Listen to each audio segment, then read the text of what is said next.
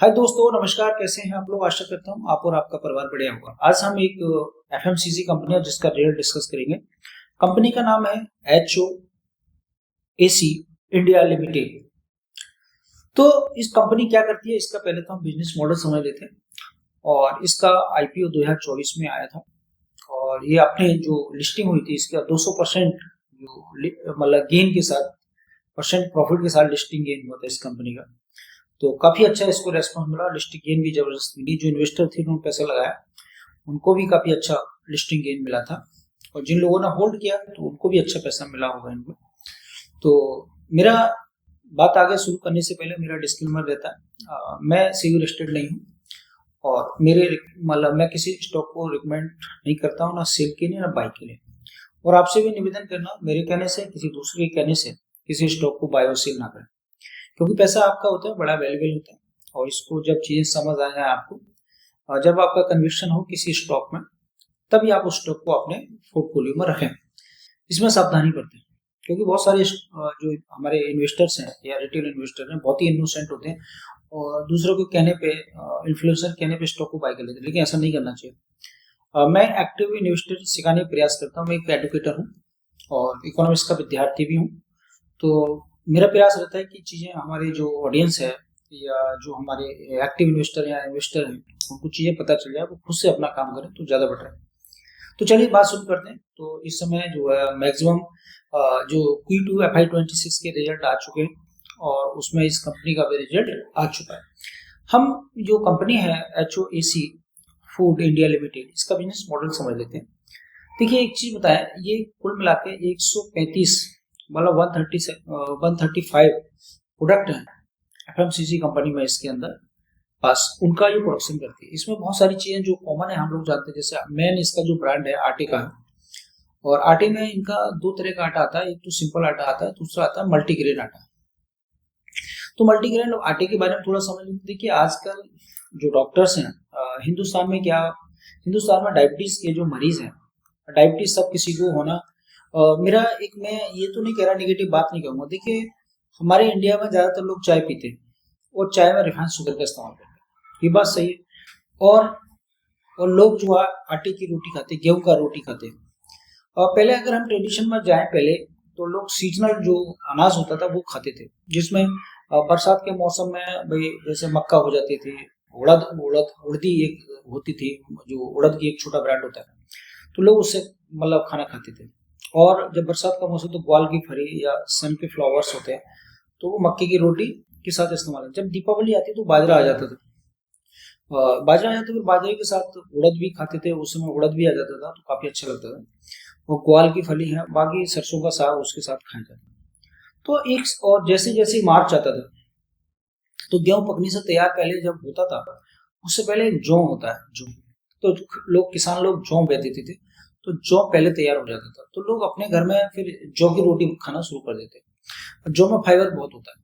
और जब जौ खत्म हो जाता था उसके बाद गेहूं पक के तैयार हो जाता, मार्च या अप्रैल में, जो उत्तर प्रदेश की बात बता रहा हूँ। तो फिर गेहूं स्टार्ट होता। तो कुल मिला के देखा जाए तो 4 या 5 महीने गेहूं खाया जाता। तो उससे जो डाइट थी वो प्रॉपर रहती थी। उसमें ऐसा नहीं था कि भी जो गेहूं का अगर खाएंगे जिसकी वजह से डायबिटीज बढ़ जाएगी, तो वो बैलेंस था, चेक एंड बैलेंस रहता था। अब क्या हुआ है, जब से हमारा भारत थोड़ा मतलब संपन्न हो रहा है, मैं ये नहीं कह रहा कि संपन्न हो रहा है तो क्या, लेकिन जो फूड हैबिट है वो चेंज हो गई, जो खाने का तरीका बदल गया। अब आप देखेंगे कि हम सीजनल चीजें तो कम खाते हैं, सभी लोग खाते हैं सीजनल चीजें कम खाते हैं। क्या करते हैं कि गेहूं 12 महीने 30 दिन गेहूं की रोटी खाते हैं, चावल 12 महीने 30 दिन खाते हैं, शुगर चीनी जो है हम 12 महीने 30 दिन चाय के साथ लेते हैं। तो अब क्या हुआ, इंडिया एक डायबिटीज का कैपिटल बनना मतलब धीरे धीरे बनता जा रहा है। तो मैं एक चीज और कह सकता हूँ, अगर लोगों ने अपनी जो डाइट और हैबिट को चेंज नहीं किया, तो भारत में जो डायबिटीज है हर किसी को होना निश्चित है डायबिटीज, क्योंकि जिस प्रकार का फिजिकल एक्टिविटी करना चाहिए वो करते नहीं। और अनहेल्थ मतलब, तो 12 महीने तीन चावल ये खाते, और चावल दोनों टाइम भी खाते, तो अगर मेहनत नहीं करते। तो मेरा कहने का मतलब है, तो आप ये देखें कि अब चाहे बाबा रामदेव की कंपनी हो, और जैसे पतंजलि के नाम से जानते हैं, तो बाबा रामदेव भी मार्केट को काफी झूठ बोल के जो भी कर रहे हैं वो उनका लेना देना नहीं है मेरा एक से। तो मल्टीग्रेन नाम के आटे से बेच रहे हैं वो, और भी चीजें बेच रहे हैं, उन पर कई बार पेनल्टी भी हो चुकी है। आप देखें कोर्ट में भी मतलब काफी केसेस उन पे हुए हैं। तो मेरा कहने का वाला जो कंपनी का जो आटा है उसमें दो प्रकार का सिंपल आटा और मल्टीग्रेन आटा। तो मल्टीग्रेन आटे का जो जो आप देखेंगे इसका जो फ्यूचर है भविष्य में क्या और हो सकता है। तो आप पब्लिक क्या ढूंढ रही है कि ऐसा कोई ब्रांड मिले जो जिस पर ट्रस्ट किया जा सके, जिस पर ट्रस्ट किया जा सके। तो जो HOAC जो फूड लिमिटेड है उसने एक अपना हरिओम नाम से इसके जो प्रोडक्ट आते हैं, तो ये काफी प्रयास कर रही है कि जो कस्टमर है उसको मतलब उस पर उसको ट्रस्ट दिया जाए। अब एक चीज और कर रही है, तो मल्टीग्रेन जो आटा है, मल्टीग्रेन आटे की मैं समझता हूँ आने वाले समय में दो चीजों की डिमांड जबरदस्त होने वाली है भारत में। एक तो मल्टीग्रेन आटे की, और एक जो होता है गोल्डन राइस जिसमें स्टार्च कम होता है, और तीसरी चीज जो बहुत आ रही है जिसे हम कच्ची खाड़ भी कहते हैं, गुड़ का दूसरा रूप आने वाला है। वो मार्केट में कहीं कहीं मैं देखता हूँ वो आने वाला है, जिससे क्या होगा कि लोगों की जो फूड हैबिट है वो चेंज होगी, क्योंकि चेंज करना ही एक ऑप्शन है। अगर चेंज नहीं किया तो मतलब यंग आदमी 40-50 साल का मतलब 30-40 साल का बंदा डायबिटीज हो जाएगा। और डायबिटीज एक ऐसी बीमारी है जो मतलब स्लो पॉइजन दीमक की तरह शरीर को खा लेती है। तो इनका जो मल्टीग्रेन आटा है वो जबरदस्त इसका ब्रांड है और ये ट्रस्ट भी है। तो हरिओम नाम से इनका आता है फ्लोर आटा, इसका मतलब जो आटे का जो ब्रांड है। तो मल्टीग्रेन आटा है इनका, सिंपल भी आटा है। तो मल्टीग्रेन आटे का जो ट्रस्ट है इनका वो काफी बढ़िया है और बढ़िया प्रोडक्ट है। तो मार्केट में आजकल समय चीजें तो आ रही हैं कि अभी ओरिजिनल चीजें कहाँ से मिले, नहीं मिले। और दूसरी एक बात करें, बाकी इनका राइस भी है, इनके ग्रेन्स भी हैं और भी बहुत सारी चीजें हैं, पल्सेस हैं, और मतलब कुल मिला के देखा जाए तो 135 प्रोडक्ट है, तो काफी चीजें हैं इसमें। अब मैं उनका नाम अगर लूंगा तो काफी और टाइम वेस्ट हो जाएगा। अब दूसरी बात करते हैं इनका जो ग्रोथ क्या है। मैंने आपको बताया कि छोटी कंपनी है, इसका जो अगर हम मार्केट कैप की बात करें तो 139 के लगभग या 138.89 करोड़ का इनका मार्केट कैप है। तो कंपनी ज्यादा छोटी है और MSME में मतलब MSME सेक्टर में लिस्टेड है। और एक चीज और बता दूं, अगर इस स्टॉक को आप खरीदेंगे तो ये लॉट में खरीदना पड़ेगा, क्योंकि इस प्रकार की कंपनियों में लिक्विडिटी की प्रॉब्लम होती है। तो जब ये बड़ी हो जाएगी, इसमें लिक्विडिटी बढ़ जाएगी, तो इसमें फिर आसान हो जाएगा, लेकिन अभी आपको लॉट में खरीदना पड़ेगा। तो एक तो लॉट का इसमें एक इशू है, लेकिन जो लोग लगाना चाहते हैं वो लगा सकते हैं। तो हम पहले इसका बिजनेस मॉडल डिस्कस करते हैं सही से। तो दूसरा इनका जो इनके अगर हम बात करें तो पूरे जो जहाँ भी जो काम करती है तो 14 से लगभग इनके आउटलेट हैं, 1400 से अलग मतलब 1400 के लगभग आउटलेट्स हैं जो कि फिजिकल फॉर्म है जहां भी ये काम करती है। तो ये काफी अच्छा है। दूसरा फिजिकल फॉर्म की बात करें तो जैसे दुकानें होती है, स्टोर्स होते हैं, उस प्रकार से ये काम करती है। दूसरी एक चीज और काम कर रही है, जो फ्रेंचाइजी इनका जो मतलब मैक्सिमम मटेरियल मतलब मैन्युफैक्चरिंग किया जाए और बेचा जाए, तो फ्रेंचाइजी देना शुरू किया उन्होंने, जिससे इनका और ज्यादा ग्रोथ आने की संभावना है। क्योंकि जब माल का प्रोडक्शन ज्यादा होगा, जो फ्रेंचाइजी पे माल जाएगा तो उससे सेल्स आ जाएगी, वॉल्यूम बढ़ेगा। और इनका जैसे मैंने बताया मल्टीग्रेन आटे में क्या होगा, इनके साथ इनका वॉल्यूम ग्रोथ होगा और वैल्यू ग्रोथ भी होगा। वैल्यू ग्रोथ का मतलब मल्टीग्रेन आटे का क्वालिटी अगर बढ़िया होगा तो जो प्राइस अगर जो डिसाइड करेंगे वही प्राइस कस्टमर को देना पड़ेगा। तो ब्रांड अगर स्ट्रॉन्ग है तो उससे इनका जो वॉल्यूम ग्रोथ के साथ अगर वैल्यू ग्रोथ हो जाती है तो दैट इज द गुड। तो एक तो बात होगी। दूसरी बात करें इनका जो प्रेजेंस है, जिस इलाके में जो काम करते हैं, तो स्ट्रॉन्ग इनकी रिटेल में अच्छी खासी प्रेजेंस है। और वो इसकी वजह से है क्योंकि ये जो है मतलब अपनी क्रेडिबिलिटी मतलब ब्रांड बनाने का प्रयास कर रहे हैं, कस्टमर का ट्रस्ट। प्रॉफिट तो लेंगे ही लेंगे, लेकिन ऐसा नहीं है कि 420 का काम नहीं कर रहे हैं। 420 का मतलब ये नहीं है कि मल्टीग्रेन आटे के नाम पर कुछ और दे रहे हैं, मतलब ऐसा नहीं है। मतलब प्रोडक्ट को अपने मतलब कोई FMCG, देखिए मार्केट में कंपटीशन बहुत होता है। अगर FMCG कोई कंपनी जैसे अमूल की बात करें तो अमूल का ट्रस्ट है, अमूल का अगर बटर लेना है तो कोई लेता ही नहीं, अमूल का बटर ले, तो ये ट्रस्ट है। तो ये भी प्रयास करिए हरिओम के नाम से जो ब्रांड है इनका। तो दूसरा एक चीज और बताएं इनको, इनका जो B2B जैसे दो प्रकार का बिजनेस है इनको। देखो मैं आपको बता दूं, एक तो B2B बिजनेस होता है, एक B2C बिजनेस होता है। तो इनका एडवांटेज ये है कि कस्टमर को भी माल बेचते हैं डायरेक्ट, और B2B मतलब जो और कंपनियां रिटेलर है FMCG या जो मतलब आटे का या किसी चीज का इस्तेमाल करते हैं और मैन्युफैक्चरिंग करते हैं, उनको भी सप्लाई करते हैं।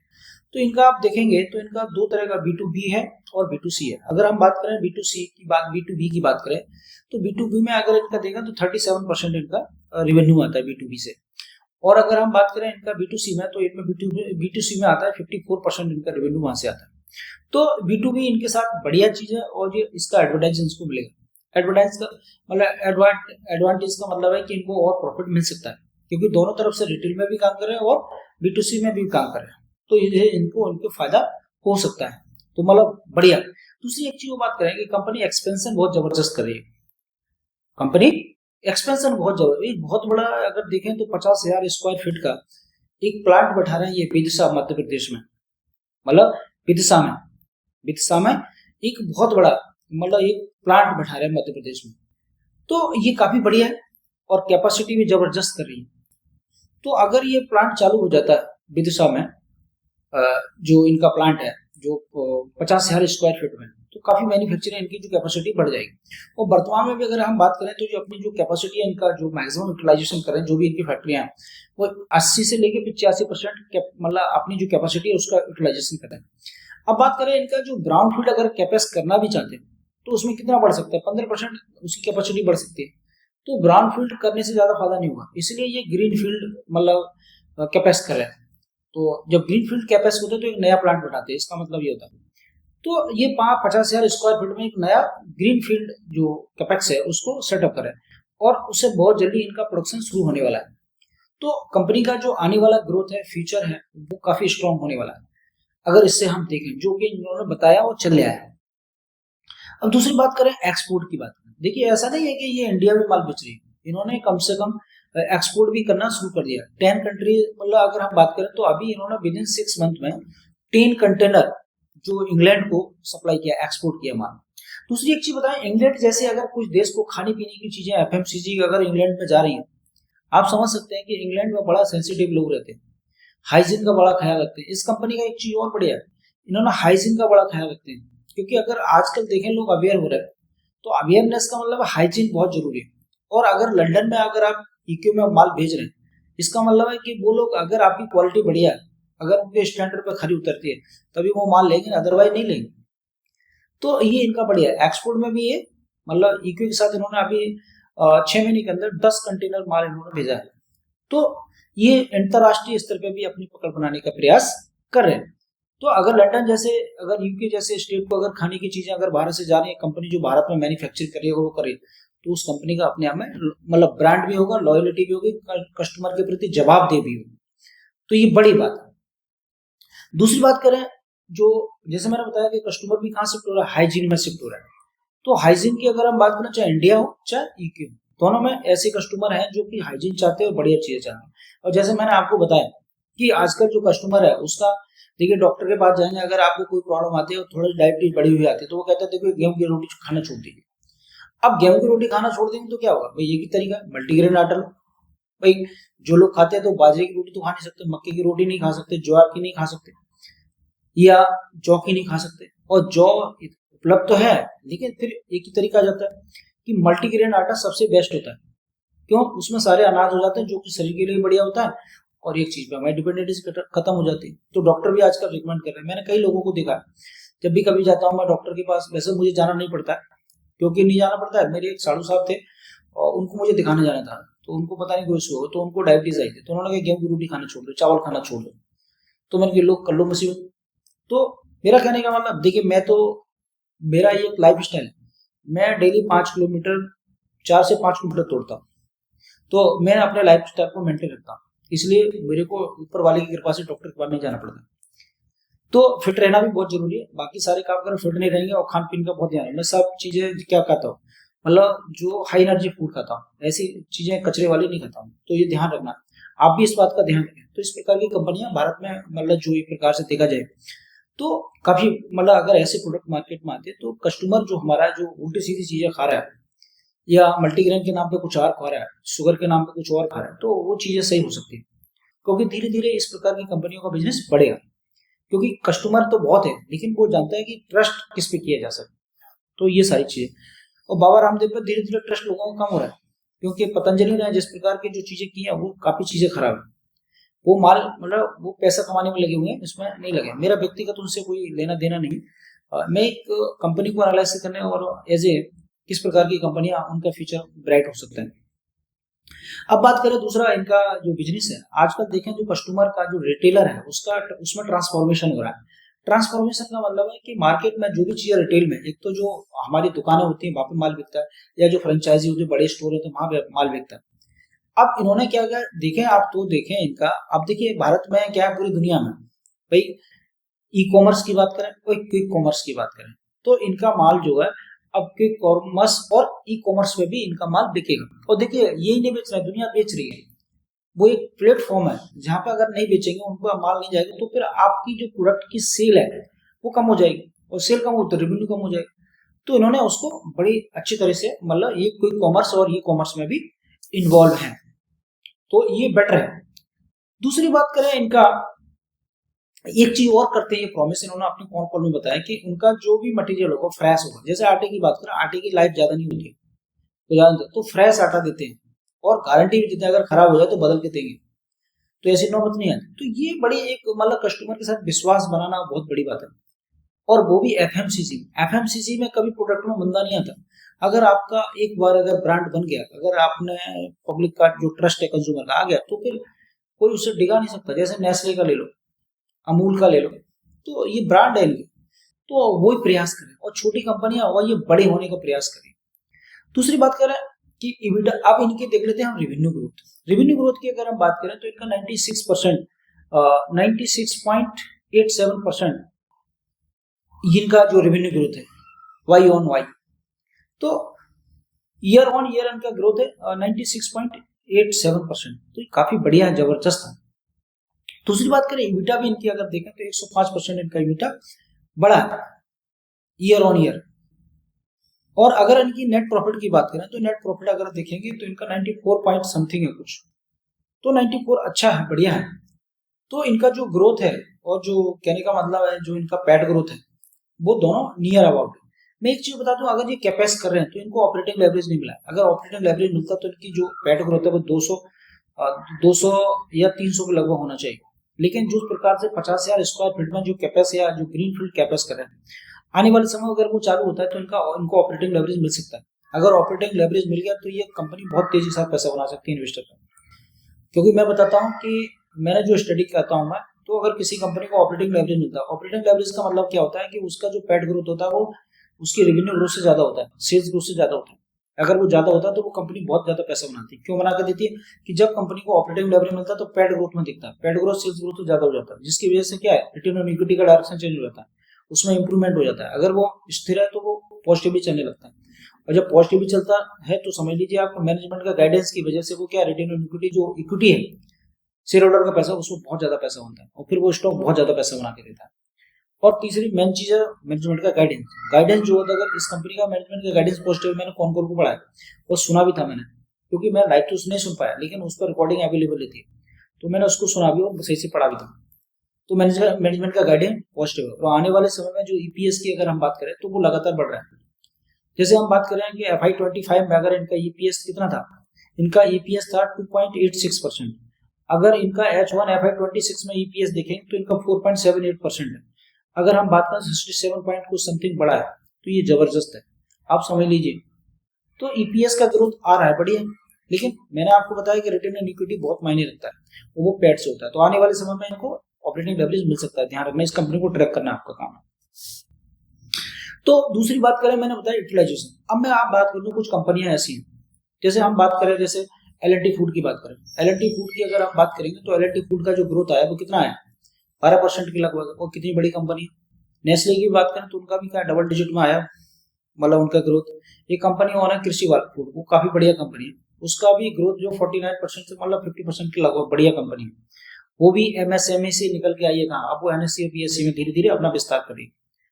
तो बाकी जो और कंपनियां हैं उनके कंपैरिजन अगर इसको देखेंगे, एक कंपनी और है, मैंने उसका वीडियो बनाया था, उसका भी ग्रोथ काफी अच्छा है, तो उसका भी स्टॉक आपको बल्क में खरीदना पड़ता है, मतलब लॉट साइज में खरीदना पड़ता है। तो कंपनी के अगर देखें तो छोटी कंपनियां अभी ये बहुत प्रयास कर रही है, आने वाले समय में अगर इस प्रकार का अगर ये करती रही तो और काफी चीजें हो सकती है अच्छी। तो कंपनी को ट्रैक करते रहिए, और मेरा कोई रिकमेंडेशन नहीं रहता किसी स्टॉक को बाय और सेल करने का, लेकिन आप लोग कंपनी को अपनी वॉच लिस्ट में डाल सकते हो और ट्रैक करिए। और एक चीज और बता दो, अगर आप निवेश करना करिए, नहीं करना तो कोई मत, कम से कम एक स्टॉक खरीद कर रख लीजिए।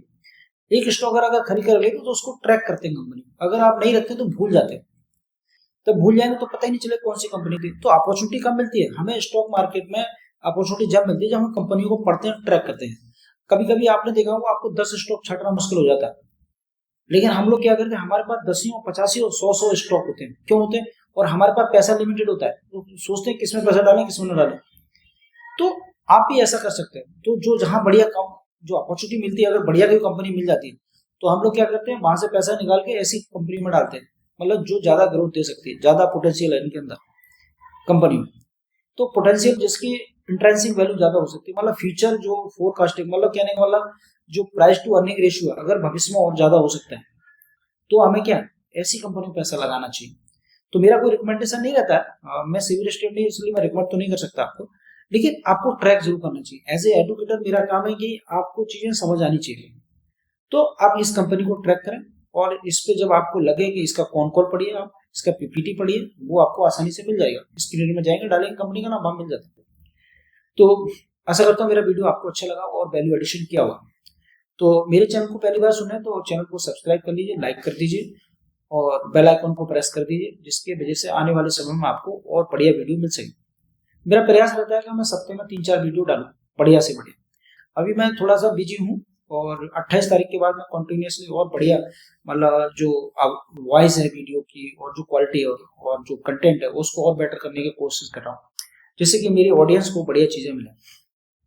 तो अभी थोड़ा व्यस्त है, कॉलेज में भी काम चल रहा है, थोड़ा स्कॉलर वगैरह का, थोड़ा इसलिए थोड़ा टाइम लगता है मेरे को। तो प्रयास करता हूँ और आपके लिए नई से बढ़िया चीजें, नॉलेजेबल चीजें प्रोवाइड करने का प्रयास करता हूँ, जिससे कि क्योंकि मुझे भी बहुत मजा आता है, क्योंकि मेरा जो सब्जेक्ट है, मैं जो बच्चों को सिखाता हूँ micro economics, financial institution and money market and capital market, तो उसको जब पढ़ाते हैं तो काफी मजा आता है। और कंपनियों को कैसे ट्रैक किया जाता है बच्चों के साथ में डिस्कस करता हूँ, स्टूडेंट के साथ, तो वो चीजें मैं आपके लिए देने का प्रयास करता हूँ। तो इसी के साथ बात खत्म करते हैं। जय हिंद, जय भारत।